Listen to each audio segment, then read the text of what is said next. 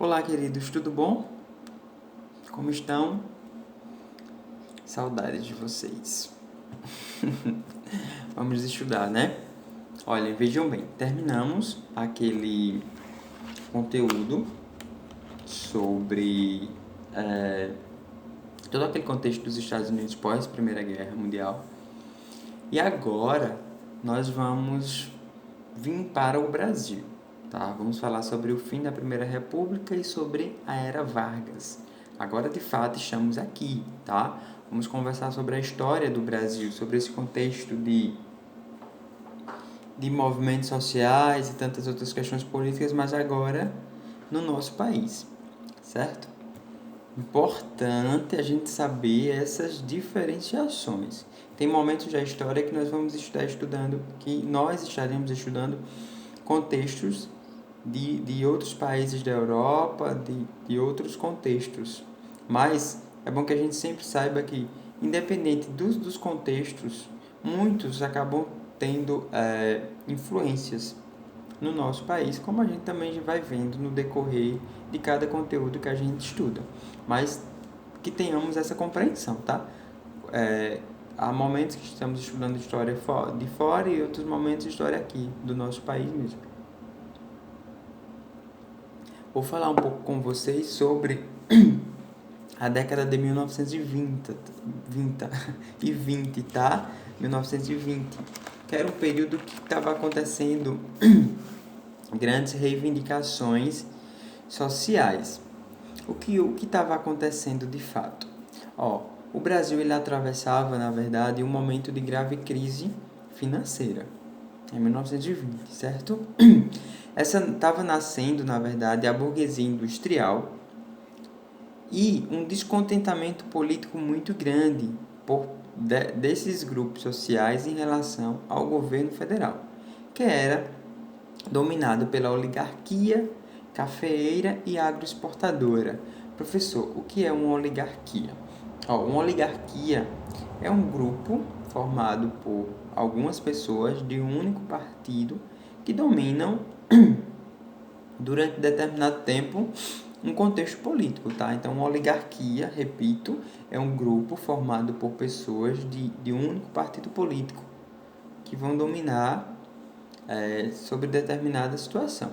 Então, o governo federal, nessa época de crise de 1920 aqui no Brasil, ele era dominado, tá? Os representantes políticos da época de 1920 era a oligarquia cafeeira, ou seja, aquelas pessoas que estavam no poder eram produtores de café, eram pessoas que defendiam interesses da produção cafeeira. Por isso que ele fala, era dominado pela oligarquia cafeeira e agroexportadora. O que é uma economia agroexportadora? Que nós estamos falando, na verdade, de um momento da história do Brasil em que o produto que se mais produzia e que se mais teve destaque era o café, tá? E utilizado para a exportação.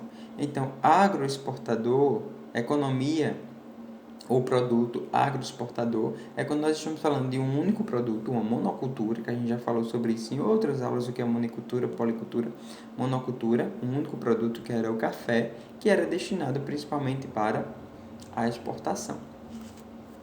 Então, o que acontecia?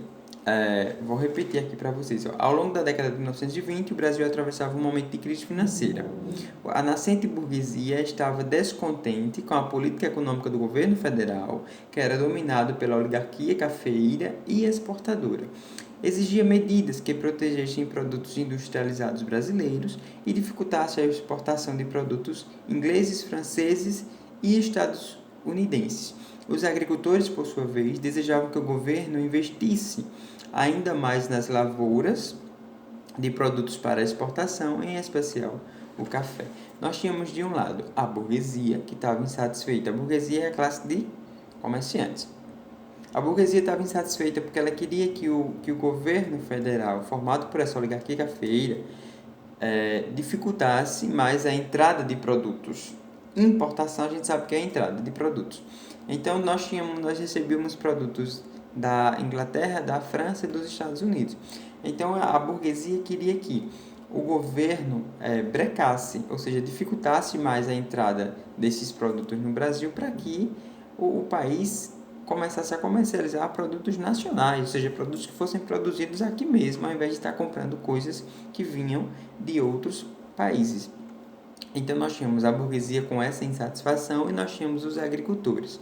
O grupo de agricultores desejava que o governo investisse mais nas lavouras de café, que era um produto muito destinado, como eu disse a vocês, à exportação. Certo, queridos? Então, nesse contexto de insatisfação de burgueses e de agricultores, por conta da postura do governo federal, grupos sociais como industriais, comerciantes, profissionais liberais, são aqueles que exercem qualquer funções que não precisam estar ligadas a indústrias, por exemplo, militares e operários, reivindicaram maior participação política e o direito de participar de decisões econômicas. Por quê? Porque vejam bem, se quem está no poder do governo é uma pessoa de interesse apenas de uma economia agroexportadora, que era o do café, então esse governo vai trazer, é claro, benefícios apenas para esse contexto. E muitas vezes deixa de dar um respaldo ou uma garantia para os demais. E, infelizmente, queridos, ainda hoje é assim. Quando determinados grupos políticos assumem o poder, eles assumem com um interesse muito pessoal, para atender às vezes uma demanda deles, ou de alguém que patrocinou as suas campanhas, quando na verdade a máquina pública, ou seja, os nossos governantes, eles têm que atender a coletividade, independentemente dos interesses. Então estava havendo essa insatisfação e essas pessoas que estavam insatisfeitas queriam ter maior participação no governo e também para tomar decisões. É claro, começa a haver um interesse nesse sentido. Concordam comigo? Abaixo desse primeiro contexto, tem algumas gravuras de alguns representantes. Então, sempre façam a leitura desses textozinhos pequenininhos para que vocês consigam entender o porquê de cada uma dessas gravuras, tá? Eu não vou fazer porque essa é a função de vocês, tá?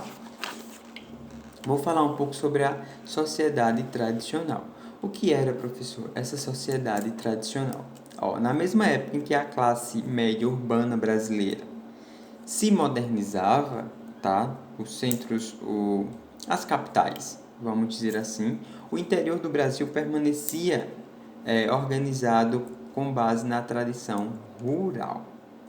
O que era isso? Nós tínhamos, na verdade, principalmente no Nordeste, os coronéis. Quem eram os coronéis, professor? Os coronéis eram os donos, geralmente eram fazendeiros, né, que tinham grandes proprietários de terra e que eles influenciavam nas tomadas de decisões. Ou seja, quando havia uma eleição, esses coronéis era quem dizia em quem as pessoas deveriam votar, tá? É claro que isso não acontece mais hoje, porque hoje as pessoas não vendem um voto, as pessoas não ficam subordinadas a ninguém, todo mundo é livre para fazer suas escolhas. Isso aí é só na história, não é verdade? Olhem, queridos, era assim. Digamos que eu fosse um coronel de Major Isidoro, né? Eu fosse um grande fazendeiro lá em Major Isidoro. Então, quando fosse na época de eleição, a pessoa em que eu estivesse apoiando ia pedir a minha participação, até porque depois iria me beneficiar de alguma forma, e eu obrigava as pessoas mesmo a votar em quem eu quisesse. Era um chamado voto de cabresto que acontecia. Porque vocês sabem o que é um cabresto, né? Aquele coisa que a gente bota num animal, num cavalo, num burro, num jegue. Que o cabresto serve para você dizer para onde o animal deve ir. Então, voto do cabresto porque as pessoas obrigavam os outros a votarem quem eles quisessem. E esses fazendeiros, eles eram muito violentos. Então, se alguém não votasse em quem eles queriam, provavelmente essa pessoa sofreria bastante ou poderia, inclusive, até ser morta. Tá? Então, havia essa predominância principalmente na região Nordeste. De outra banda, ou seja, em outro aspecto, tinha também um forte domínio religioso, tá? Os líderes religiosos da época, eles tinham grande influência no cenário político. Ainda tem hoje, mas antigamente era mais, porque as pessoas acabavam se deixando influenciar pelo que o Papa, o Bispo ou qualquer outro dissesse. E nós tínhamos também a figura do cangaço, tá? Do nosso querido Lampião. Eu acho que eu sou família do Lampião. Lampião é Virgulino Ferreira, né? Eu sou Ferreira também. Deve ser família do Lampião. O cangaço, ele surgiu como uma forma de insatisfação, certo? Como assim, professor, uma forma de insatisfação? Como eu disse a vocês, haviam esses grandes fazendeiros nos sertões em que dominavam tudo, e que a política era eles que dominavam, todo o contexto social era dominado por eles. E havia, na verdade, uma exploração muito grande das camadas mais populares. Então, os cangaceiros, eles estavam incomodados com essa situação. Então, o que eles faziam? Eles saqueavam supermercados, grandes indústrias e tudo, e eles pegavam aqueles produtos e distribuíam para as pessoas mais pobres. Eles lutavam, na verdade, contra o cenário político da época, tá? Eles eram pessoas que se revoltavam contra a opressão e passavam a viver na ilegalidade.